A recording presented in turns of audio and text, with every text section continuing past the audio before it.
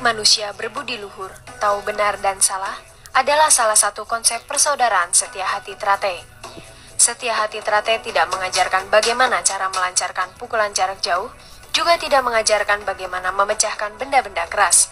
Namun perguruan ini mendidik bagaimana melakukan pukulan yang tepat pada sasarannya, tetapi mengandung seni dan teknik yang tinggi.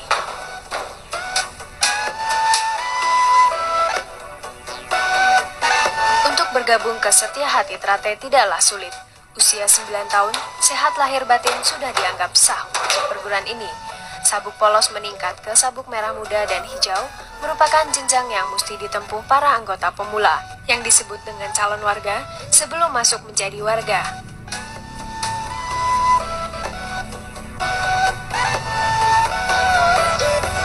Materi latihan berupa paket senam yang terdiri dari 90 jurus, sedang latihan fisik diarahkan untuk dapat melakukan gerakan teknik dengan mudah dan mantap, yang mengarah pada kelenturan, keseimbangan, kekuatan maupun kecepatan. Dengan unsur pendukung latihan pembentuk daya tahan otot dan stamina. Latihan fisik merupakan bagian dari tahapan latihan untuk dapat mencapai prestasi yang baik.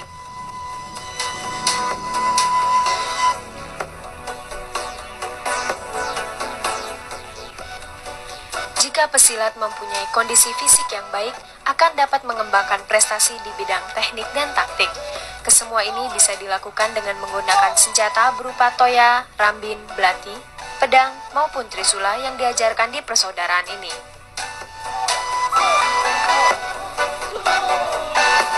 Melalui masa latihan selama 6 bulan untuk tiap sabuk, calon warga ini telah melampaui sabuk hijau akan berakhir di tingkatan sabuk putih.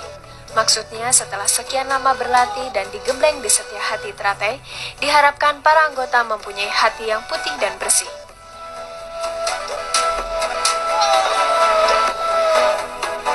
Ujian atau dikenal dengan istilah pendadaran, mengesahkan menjadi warga, dilakukan melalui hiking dari daerah Kresek menuju Padepokan yang berjarak sejauh 15 km, dan selalu dilakukan setiap tanggal 1 Suro. Setelah melampaui masa ujian, barulah para calon warga dianggap sah menjadi warga yang ditandai dengan upacara ritual.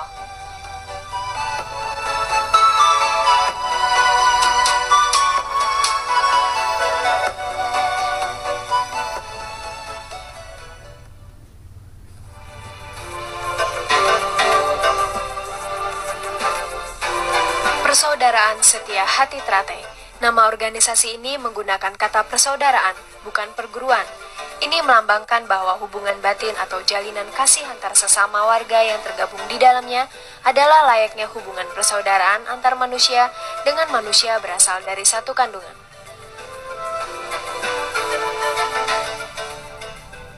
Satu persaudaraan sejati tidak memandang siapa kamu, siapa saya.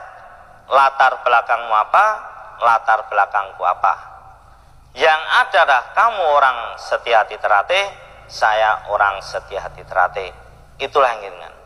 Yang berbicara dari hati ke hati, sehingga persaudaraan ini akan utuh, satu sama lain akan saling memerlukan, dan satu sama lain pun menyadari kekurangan masing-masing, maka kekurangan itu ditutup oleh saudaranya yang lain pula.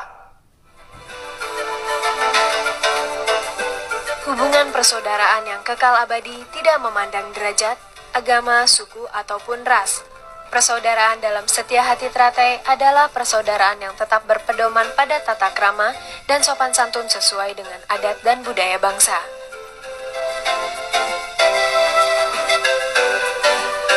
Korelasinya adalah bahwa di dalam tubuh Setia Hati Trate tidak terdapat hubungan antara guru dengan murid. Yang ada hanyalah hubungan antara saudara dengan saudara, di mana saudara yang lebih muda menghargai saudara yang tua. Begitu sebaliknya, saudara tua harus menyayangi saudara yang lebih muda.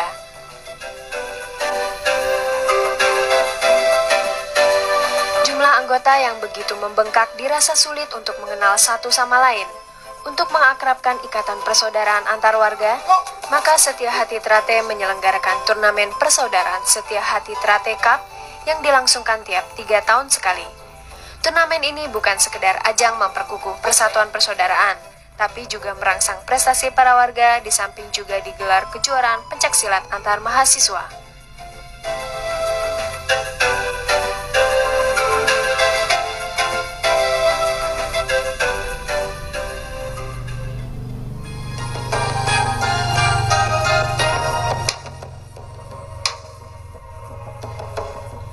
Dari sekian banyak atlet-atlet berprestasi di perguruan ini adalah Sutrisno. Pemuda kelahiran Magetan 25 Agustus 29 tahun yang lalu mulai mengukir prestasi pada tahun 1989 di tingkat DKI.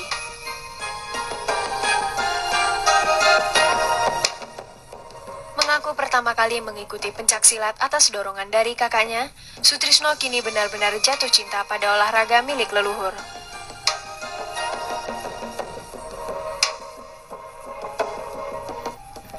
Pemuda yang baru saja mengakhiri masa lajangnya menjelang PON 14 lalu, kini menjadi salah satu andalan tim pencaksilat Indonesia di berbagai event. Namun, bagaimanakah pandangan Sutrisno terhadap perguruan yang telah membesarkannya?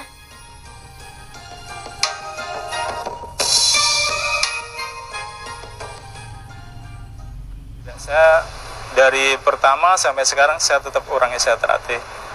Karena saya dari kecil saya ingin jadi seperti pendekar-pendekar Esa Teratai yang mendahului saya, karena dia punya prestasi sangat bagus sekali dan sangat terpuji untuk bermasyarakat, khususnya di Madiun. Di seluruh Madiun itu hampir semuanya, dari masyarakat, dari lurah, dari camat, dari bupati, semua tuh hampir semua Esa Teratai. Karena mungkin Esa Teratai ya karena bagus menurut saya.